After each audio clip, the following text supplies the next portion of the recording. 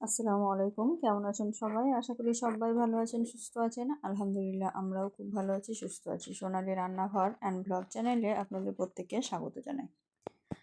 আজকে আমি একটা মাছের রেসিপি নিয়ে এসেছি। এই মাছটা দেখেন তো কাদের এলাকায় কী নামে চেনেন? আমাদের এখানে কিন্তু এই মাছটাকে পমফ্রেট বলে, যেহেতু দেশি পমফ্রেটের মতো দেখতে, কিন্তু এটা আমার মনে হয় সামুদ্রিক মাছ, চালানা পমফ্রেট, মানে যেটা দিয়ে সবাই সমুদ্রে দীঘাতে ঘুরতে গিয়ে খায়, ওই পমফ্রেট না, এটা আলাদা। তো এই মাছটার নাম আমার সেরকম জানা নাই। তো এই নাম না জানা মাছেরই আজকে রেসিপি তৈরি করব। এই মাছটা কীভাবে রান্না করলে ভালো লাগবে সেই রেসিপিটা আপনাদের সঙ্গে শেয়ার করব। মাছটাকে ধুয়ে পরিষ্কার করে নিয়েছি প্রথমেই, তারপরে একদম রেসিপিতে চলে এসেছি। রেসিপিটা তৈরি করার জন্য প্রথমেই কিন্তু পেঁয়াজ আর আলুকে একদম কুচি কুচি করে কেটে নিয়েছি, ঝিরি ঝিরি করে কেটে নিয়ে বেশ কিছুটা পরিমাণে সর্ষের তেল দিয়েছি। এটা কিন্তু সর্ষের তেল দিয়েই ভালো লাগে। তারপরে পেঁয়াজ আর আলু দুটোই দিয়ে দিয়েছি, দিয়ে একটু আলতো হাতে ভালোভাবে নাড়া দিচ্ছি। এইভাবে ভাজলে কিন্তু আলুটাও নরম হয়ে যায়, ভাজা ভাজা হয়, আর পেঁয়াজটাও কিন্তু খুব সুন্দর ভাজা ভাজা হয়। তখন কিন্তু পেঁয়াজের আলুটা খেতে খুব টেস্টি হয়। আর এখন শীতের দিনে কিন্তু সব রকম দিয়েই এইভাবে চচ্চড়ি করে খেতে ধনেপাতা দিয়ে খুব ভালো লাগে খেতে। আলু আর পেঁয়াজ ভালোভাবে নাড়াচাড়া করে দিচ্ছি। তেলটা দেখুন কত সুন্দর ফুটছে উপরে। আলুটা পেঁয়াজটা প্রায় অনেকটা ভাজা ভাজা হয়ে গেছে। এখন আমি এর মধ্যে দিয়ে দিলাম হলুদ। হলুদের পরিমাণটা অল্প পরিমাণে দিয়েছি। এই হলুদটা কিন্তু খুব সুন্দর হলুদ, একটুতেই অনেক কালার হয়ে যায়।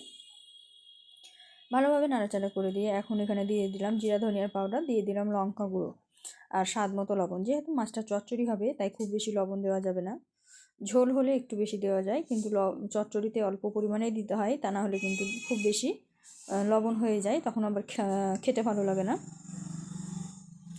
অতিরিক্ত সব কিছুই খারাপ। তো পরিমাণ মতো দিয়ে দিবেন। আমি পরিমাণ মতো দিয়ে ভালোভাবে নাড়াচাড়া করে কষিয়ে নিচ্ছি। আর যেহেতু আলুটা অনেকটা নরম, মানে পাতলা পাতলা করে কেটেছি, আলুটা তাড়াতাড়ি সিদ্ধ হয়ে গেছিলো। কষাতেই কিন্তু মশলা কষাতেই সুন্দরভাবে সিদ্ধ হয়ে গেছিলো। আলু আর পেঁয়াজ ভালোভাবে মশলা দিয়ে কষানো হয়ে গেছে। এখন অল্প পরিমাণে একটু জল দিয়ে দিলাম, যেহেতু তলায় লাগতে শুরু করে দিয়েছে, তার জন্য এখানে তলায় যাতে না লাগে তার জন্য জলটা দিয়েছি। দিয়ে আবারও ভালোভাবে নাড়াচাড়া করে একটু কষিয়ে নেব। আর তলা থেকে একটু ছাড়িয়ে দিব, মশলাগুলো যদি লেগে থাকে সেগুলো ছাড়িয়ে দিব, তা না হলেও কিন্তু তেতা ভাব লাগবে। তো দেখতেই পাচ্ছেন ভালোভাবে কষানো হয়ে গেছে, তেল উঠে গেছে, আবারও জলটা অনেকটা কমে গেছে, তেল উঠে গেছে, সুন্দরভাবে কষানো হয়ে গেছে। এই যে দেখুন জলটা কতটা টেনে নিয়েছে। তো পেঁয়াজ এইভাবে ভালোভাবে যদি কষিয়ে নেন, পেঁয়াজটা অনেকটা মজা হয় খেতে। তো সব মশলা দিয়ে আলু একদম পারফেক্টভাবে কষানো রেডি। এখন এখানে আমি জল দিয়ে দিব। জল দেওয়ার কারণ হচ্ছে জলটা দিয়ে তারপরে মাছটা দিব। তো এই যে এখানে দেখতে পাচ্ছেন আমি কিছুটা পরিমাণে জল দিয়ে দিলাম, খুব বেশি দেবো না, কারণ হচ্ছে যে আলুটা তো সিদ্ধ হতে সময় লাগবে না, যেহেতু আগে থেকেই ভাজতে ভাজতে সিদ্ধ হয়ে গেছে, তার জন্য অল্প পরিমাণে জল দিতে হবে। আর মাছটা চচ্চড়ি হবে, খুব তাড়াতাড়ির মধ্যে হয়ে যাবে। আর সামুদ্রিক মাছ কিন্তু খুব সময় লাগে না। তো এই যে দেখতেই পাচ্ছেন আমি কিন্তু এখন উপর থেকে মাছগুলো দিয়ে দিচ্ছি।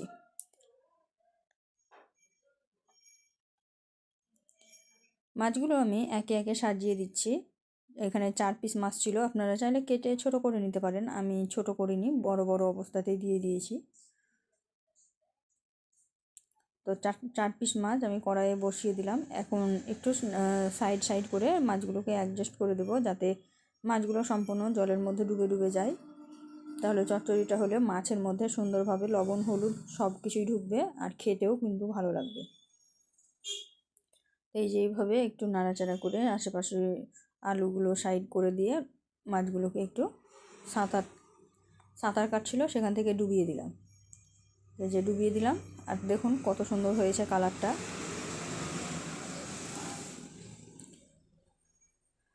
তো এটা তো হয়ে গেল। এখন আমি এটাকে ঢাকা দিয়ে কিছুক্ষণের জন্য রেখে দেব, তাহলে একদম চচ্চড়ি হয়ে যাবে। আর এটাকে আঁচটাকে বাড়িয়ে দিলেই হবে, কমানোর কোনো চেষ্টা করবেন না, বাড়িয়েই দিবেন, তাহলে তাড়াতাড়ি হয়ে যাবে, কারণ এই মাছ হতে বেশি দেরি হয় না। তো দেখতেই পাচ্ছেন আমি ঢাকা দিয়ে 5 মিনিট মতো রেখেছিলাম, তাতেই সব জল শুকিয়ে গেছে দেখুন। আর মাছের গায়ে একটা সাদা কালারের মতো যে ছিল, তার জন্য কিন্তু এই কালারটা এরকম হয়েছে। এই যে দেখতে পাচ্ছেন, আমি সাইড থেকে দেখানোর চেষ্টা করছি। এটা কিন্তু আরও চচ্চড়ি হবে, এখন পর্যন্ত হয়নি, কারণ ভিতরে কিন্তু জল আছে। ওপরটা দেখা যাচ্ছে যে হয়ে গেছে, কিন্তু ভিতরে এখন পর্যন্ত জল আছে। আমি দেখাচ্ছি, দেখুন, এই যে দেখুন, ভিতরে জল আছে। এই জলটা একদম শুকিয়ে ফেলতে হবে, একদম তেল ওপরে উঠে আসবে, তাহলেই কিন্তু মাছের আসল স্বাদটা পাওয়া যাবে। তা আমি আবার একটু নাড়াচাড়া করে দিলাম, দিয়ে আমি এটাকে ঢেকে দেবো। তার আগে ওপর থেকে ধনিয়া পাতা ছড়িয়ে দেবো। এখন শীতের সিজনে কিন্তু ধনিয়া পাতা অ্যাভেলেবেল পাওয়া যায়, তাই অবশ্যই ধনিয়া পাতাটা ব্যবহার করবেন, এতে কিন্তু খেতে বেশি ভালো লাগে। তো এই যে ধনিয়া পাতাটা উপর থেকে ছড়িয়ে দিলাম। আর শীতের সিজনেই কিন্তু এই সব মাছগুলো পাওয়া যায় বেশি। তো এই যে আমি ধনিয়া পাতা দিয়ে দিলাম বেশি করে ধনিয়া পাতা দিয়ে আশেপাশে একটু বসিয়ে দিয়েছিলাম ধনিয়া পাতাগুলোকে। এই যে ভালোভাবে একটু বসিয়ে সেট করে দিলাম। এখন আমি এটাকে ঢাকা দিয়ে রেখে দেবো হালকা আঁচে একটু, কারণ সামান্য একটু জল ছিল, বললাম যে সামান্য একটু জল ছিল, সেই জলটা শুকিয়ে গেলেই কিন্তু রান্নাটা আমার কমপ্লিট হয়ে যাবে।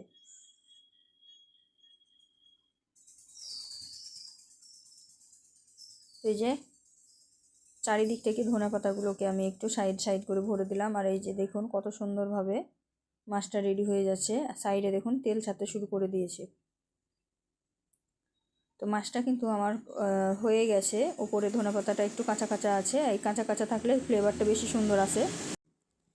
দেখুন আশেপাশে কিন্তু তেল ছাড়তে শুরু করে দিয়েছে, কালারটাও কিন্তু সুন্দর এসেছে, আর আশেপাশে তেল ছাড়তে শুরু করে দিয়েছে। মানে রেসিপিটা আমার একদম কমপ্লিট হয়ে গেছে। এই যে আমি একটু তুলে দেখাচ্ছি, দেখুন এগুলো কিন্তু সব তেল, এখানে কিন্তু আর জল নেই, তেল ছেড়ে দিয়েছে। তার মানে আমার রান্নাটা একদমই কমপ্লিট হয়ে গেছে। তো এখন আমি গ্যাসের আঁচটা বন্ধ করে দিয়ে কিছুক্ষণের জন্য রেস্টে রেখে দেবো, তাহলে কিন্তু খেতে বেশি ভালো লাগে। এই যে ভাপ উঠছে, ভাপটা যদি বসে যায় তাহলে কিন্তু খেতে বেশি ভালো লাগে। তাই রান্নার সঙ্গে সঙ্গে না খেয়ে যদি ঠান্ডা করে একটু খাওয়া যায় তো বেশি ভালো লাগে। হালকা গরম থাকবে। এই যে দেখতেই পাচ্ছেন লাস্ট ফিনিশিং, দেখুন আমি তুলে দেখাচ্ছি। এই যে এখন আমি ভাত বেড়ে নিয়েছি, আর এই যে মাছ নিয়ে নিয়েছি, গরম গরম মাছ খাওয়ার জন্য একদম রেডি। আমাকে শুকনো শুকনো ভাত খেতে বেশি ভালো লাগে, তো এইরকম মাছের চচ্চড়ি, আর এদিকে আছে শাক ভাজা আর ধনেপাতা চাটনি, এই দিয়েই আজকের দুপুরের লাঞ্চ মানে করা হয়েছে। তো এই যে দেখতে পাচ্ছেন মশলা, আলু আর ঝোল, মানে আলু আর পেঁয়াজের চচ্চড়ি, সেটাও কিন্তু নিয়ে নিলাম। আর আজকের এটাই থালাটা সাজিয়ে নিলাম। তো আশা করছি আপনাদের ভিডিওটা খুব ভালো লেগেছে। আর যদি ভালো লেগে থাকে লাইক শেয়ার কমেন্ট করতে ভুলবেন না। আর কী ধরনের ভিডিও দেখতে চান সেটাও কিন্তু কমেন্টে জানাবেন। আর এই রেসিপিটা কে কে খেয়েছেন একটু কমেন্টে জানাবেন। আর যদি না খেয়ে থাকেন তাহলে অবশ্যই এভাবে তৈরি করে খাবেন, দেখবেন খুবই সুস্বাদু হয়। তো এই যে আজকের ভিডিওটা এই পর্যন্ত, দেখা হবে এই ধরনেরই আরও নিত্য নতুন রেসিপি নিয়ে পরবর্তী ভিডিওতে। তো ততক্ষণ সবাই ভালো থাকবেন, সুস্থ থাকবেন, আর আমার জন্য একটু বেশি বেশি দোয়া করবেন। গরম গরম ভাত আর গরম গরম মাছ আর শাক ভাজা খেতে কী যে মজা, যে খায় সেই জানে। তো সবাই ভালো থাকেন, সুস্থ থাকেন, খোদা হাফেজ।